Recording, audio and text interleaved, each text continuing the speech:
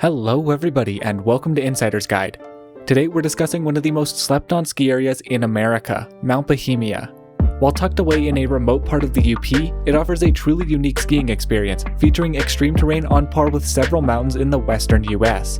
There's a surprising amount to cover here, so without any further ado, let's begin an Insider's Guide to Ski Resorts, Mount Bohemia.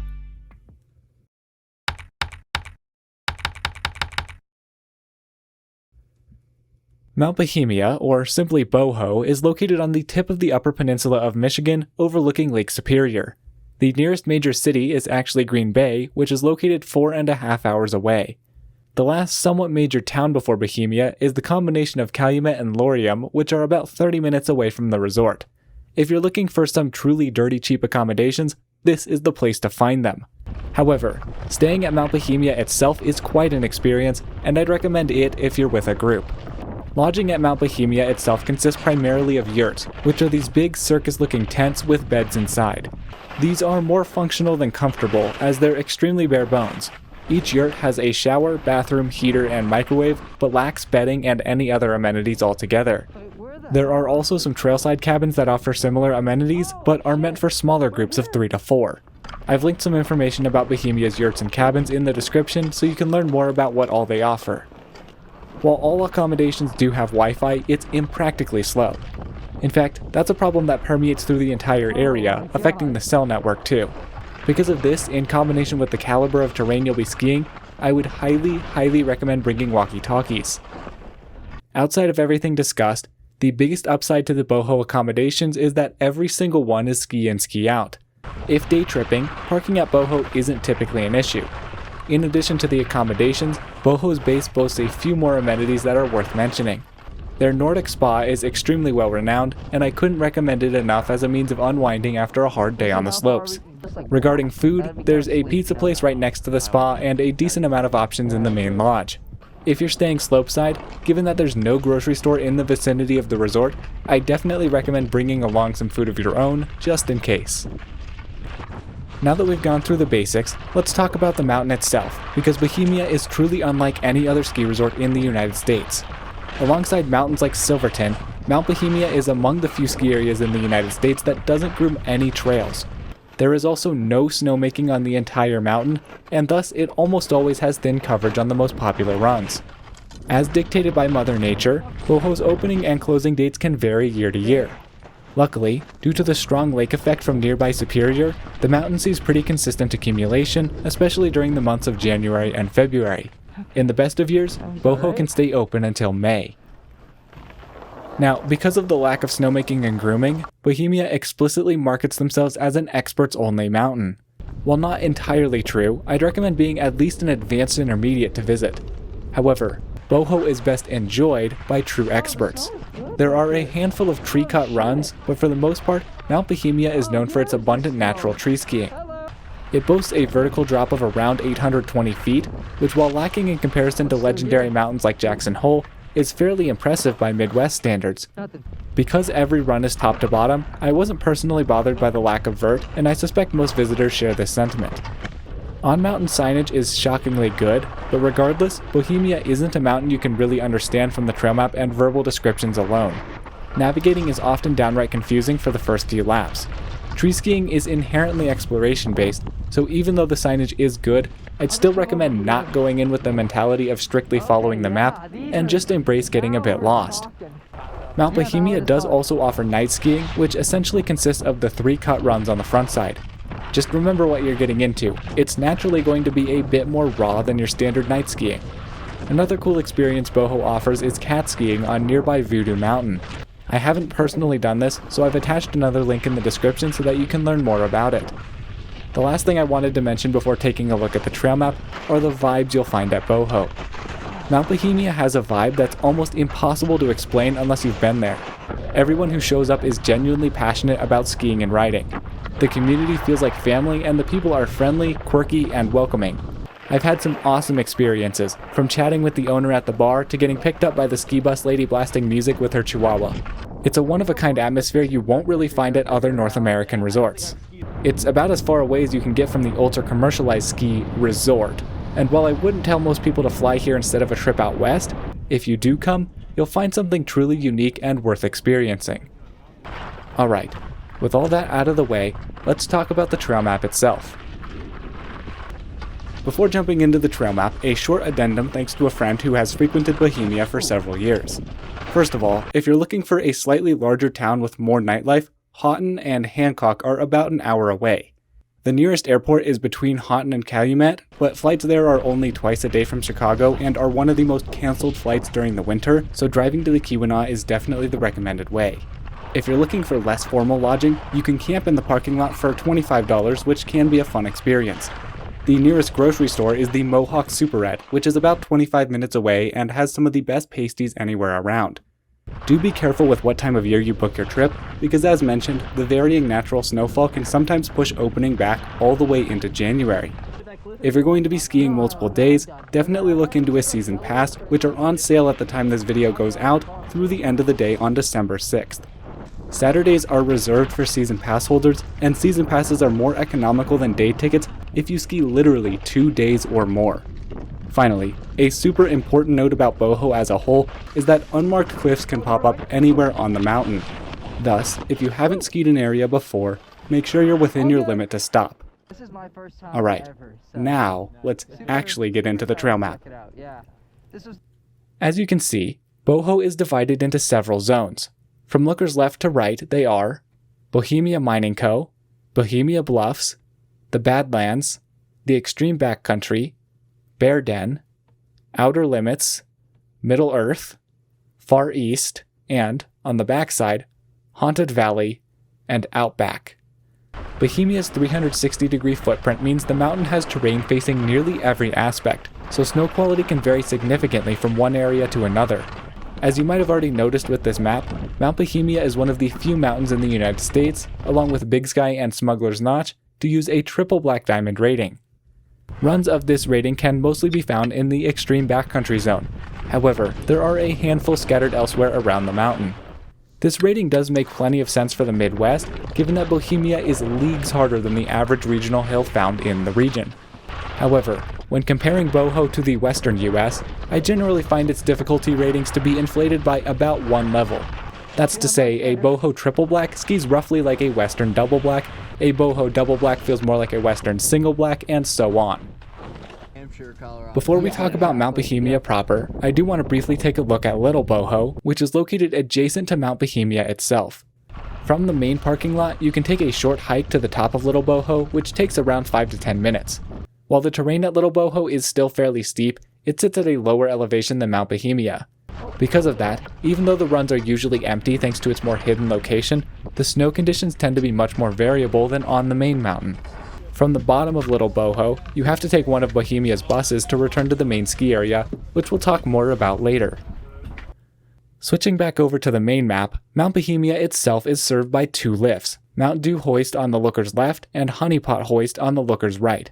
They both sport a rather interesting purple and green color scheme. Remember what I said about Boho being quirky? These are pretty much just called the triple and double chair, and that's what I'll be calling them for the rest of the video. Mountain Dew, the triple chair, can get slightly longer lines than the double, Honeypot, but neither is particularly bad when it comes to wait times. As you might expect from the Addabase lift, the terrain directly below the triple is the most popular on the mountain, and therefore tends to get skied out the quickest. As mentioned previously, the front side is home to a few tree cut runs that often get bumped up quickly. My least favorite is Prospector, which often gets very icy, especially right at the top. Copper Vein, Mineshaft, and Copper Plunge often see the most variable cover of all of the frontside runs. Claim Jumper is my personal favorite run here, as this is where I find the coverage to be the most consistent. It's worth noting that the runs I just mentioned are the main runs that are open for night skiing. Bohemia Mining Co. is home to some of the more mellow glades on the mountain. These get progressively more challenging from lookers left to right, with TNT being the easiest and Widowmaker being the steepest. The spacing can get rather tight towards the bottom, so be sure to regulate your speed. Blasting Cap, towards the top here, is notable, as this area is home to some small rock drops with trees in the landing.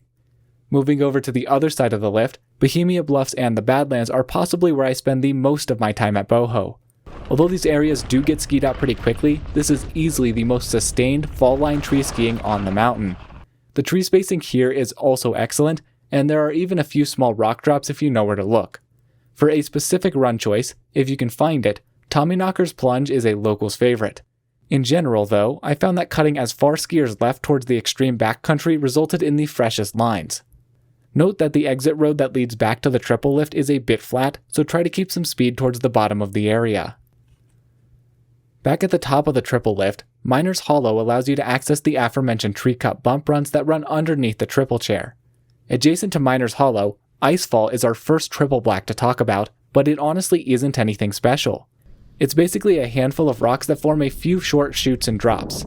The bottom of Icefall is also extremely flat, and it's very easy to get stuck. To avoid this, start traversing skiers left toward the double chair as early as you can.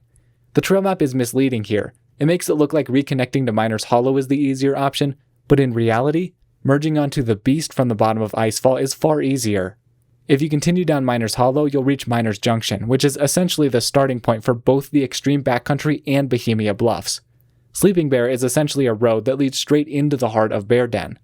On the skier's right of the run, you can find the gate to Rabbit Hole, which is the only extreme backcountry line that's not directly accessible from the main gate. Speaking of which, let's discuss arguably the most infamous area across all of Mount Bohemia. The extreme backcountry is home to some of the most challenging marked runs you can find east of the Mississippi. Just to clarify, the name extreme backcountry is a bit of a misnomer, as the terrain is completely inbounds, patrolled, mitigated, and doesn't require any avalanche gear. While there are some signs pointing out this area, specific directions are confusing, and this area can be somewhat difficult to find. It's very easy to just end back in the much tamer Bohemia Bluffs. From the prominently marked gate around Miner's Junction, I'd recommend heading straight until you see a sign for Bull Moose. From here, cut very slightly skiers left and look for some bright orange rope which marks the top of Horseshoe Chute. Horseshoe Chute is pretty much the center of the zone and serves as a good starting point. From there you can traverse in either direction to access the remaining runs. In general with the extreme backcountry, the trails on the edges are the easiest, whilst the trails towards the center are the most challenging. Start with Enchanted Forest or Rabbit Hole, both of which have more obstacles than a typical Boho double black, but aren't significantly more difficult overall. The biggest downside with the extreme backcountry is that the zone faces south, so conditions here can get crusty and variable much faster than the rest of the mountain. There are a few lines here I'd like to highlight, but we'll leave a lot to explore. First to be highlighted is Apex Chute, a super steep, narrow shot that takes a lot of snow to properly fill in. And somehow that's second to Horseshoe Chute, the most infamous run in the pod. It starts off deceptively mellow, but quickly puts you on top of a huge rock band known as the Horseshoe Cliffs. Airs here are around 40 feet, and the trickiest part is all the trees in your landing. I would not recommend dropping these unless it snowed a significant amount the night before. Luckily, there are some significantly easier entrances into Horseshoe on either side of the cliff. However, these still mandate some straight lining to enter due to how tight the trees are. Just below and to the left of Horseshoe Chute is a zone known as Wandering Grizzly. This is a huge cliff band home to some large drops and an awesome straight line if you can find it. Horseshoe to Grizzly is an absolutely fantastic lap. The extreme backcountry is the first zone on the main mountain where you can theoretically take the ski bus back to the base, but I really wouldn't recommend it. The buses usually pick up from the farthest areas, like Middle Earth, first, and by the time they reach the extreme backcountry stop, they're mostly full. Traversing back to the double chair is almost always faster. My second tip is to avoid getting stuck on the catwalk directly below the extreme backcountry. It's extremely flat and even slightly uphill near the end, and the final few hundred feet of skiing down to it aren't worth the effort. Instead, traverse hard skiers left as soon as you can to merge onto the lowest part of the beast. This saves a ton of time and makes the process of lapping the extreme backcountry way smoother. Back at the top of the double chair, the beast is the main artery of the entire Bear Den area. It sees a ton of traffic and, as a result, gets heavily bumped out. Combined with its southern aspect, it typically has some of the worst snow on the mountain, especially on the final pitch leading into the bottom of the double chair, which is exactly why that last section is rated a double black while the rest of the run is only a single. Avoid Grumpy Bear at all cost, as the coverage here is often even thinner than the beast. However, scattered around the lower half of the double chair lift line are a handful of rocks and small caves that are fun to explore or use as break spots. Polar Bear and Black Bear are the two other main cut runs in this area, with Black Bear generally being the easiest way down to the double lift. The other Goldilocks-themed double blacks here feature some pretty homogeneous glade skiing with some features scattered about the trees. The one glaring exception to this is the Forbidden Cliff Zone, which is a strong contender for the gnarliest run on the mountain. The drops here are huge, and the trees on the landing are even tighter than those found in the extreme backcountry. I'd highly recommend scoping out this zone from the bottom of Brown Bear first. Do not go here unless you know what you're doing. Past the Bear's Den are the three most remote zones at Bohemia: Outer Limits, Middle Earth, and the Far East. While you can cut skiers left from Black Bear into some of the Outer Limits terrain, the most direct way to reach all three zones is to take Ghost Trail, which begins along the looker's right of the summit and wraps around behind. The signage back here is still fairly decent, but it'll take a few laps before you really know where you are in the zone. That's why I'd treat each run back here as an adventure lap and not worry too much about which specific subzone you're in. In general, these lines get progressively less steep from lookers left to right. As such, in my experience, the best bang for your buck lines can be found in the Outer Limits. The snow here is great, and runs, for the most part, maintain a nice pitch. The Middle Earth and Far East lines are very mellow, and are honestly more suitable for advanced intermediate riders. At the bottom of all of these lines is the Shooting Star Catwalk, which leads back to the bottom of the double chair. For the Outer Limits runs, I'd recommend utilizing this catwalk, since continuing farther down drops you towards the bus stops. Those lower runs are extremely short and not really worth the tiny bit of vert you get compared to the time you'll spend waiting for and riding the bus. However, if you're skiing Middle Earth or the Far East zones, the bus becomes a much better option. Shooting Star from those areas cuts off a noticeable amount of vert, and traversing all the way back to the double chair can be a bit of a slog. Plus, as mentioned earlier, the buses pick people up from the Far East and Middle Earth first, so you'll be first in line and almost guaranteed a seat. Once you board the bus, it's a short ride back to the main base, where you'll be dropped off right next to the triple chair. Trip optimization aside, I'd still recommend taking the Boho ski buses at least once during your trip. They're such a unique part of the experience, and the vibes inside are always fantastic. Let's switch trail maps and start our discussion of the final area on the mountain, the Haunted Valley. For context, this terrain is located directly behind the terrain shown on the trail map. This is the only part of Boho with a true northern aspect, so the snow holds up really well. That said, it does get skied out fairly quickly since it's so easily accessible from the top of both chairlifts. The terrain back here can best be described as short but sweet. Runs here typically get steeper and tighter from lookers left to right. I can't recommend anything below Ghost Trail. After all, the egress route is literally called Long Traverse and Uphill Climb. Just above Uphill Climb, these three bird-themed double blacks offer very nice low-angle tree skiing. They are my preferred exit out of this Haunted Valley area. Regardless of which run you do, all Haunted Valley trails will spit you back onto some part of the Prospector Trail, which you can see outlined here. Back to the main map, from there you can take Prospector all the way down, past the main lodge and reach the triple chair. One last thing to note, because Boho doesn't use grooming equipment and this stretch sees a lot of traffic, the catwalk between the main lodge and the triple chair can become extremely uneven and bumpy, leading to plenty of falls. Just be very aware of the people around you, especially during busy times where this part of the trail gets highly congested. Alright, that about wraps it up for Mount Bohemia. Now go check out another episode of Insider's Guide, all about other fine resorts around the world. As always, please leave any questions down below.